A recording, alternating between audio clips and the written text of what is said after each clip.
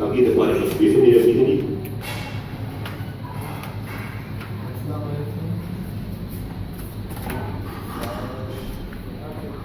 که څوک ورته وګورئ فریزر یې لګېدلي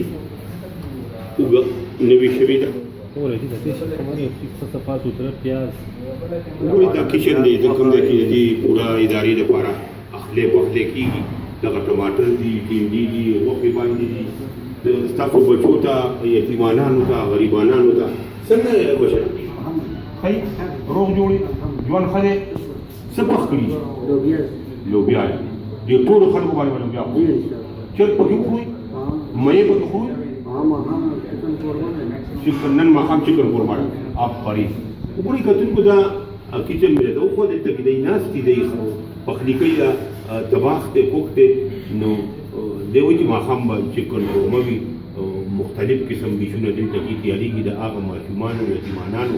لاچارو خلکو لپاره ډېره زیاته مننه ستاسو راځئ کتونکو سرجي دا اوګړي چې کوم شوي ده یا داسې نور دې نظر دی خپله ځمکه چې کومه ده د هغې کې ګري هغې کې چې کوي کوکي چې دا دی چې لکه بس خرچه لکه کمه او خرچه کمه خپل راځي محنت پېژي صحیح خبره ده صحیح خبره ده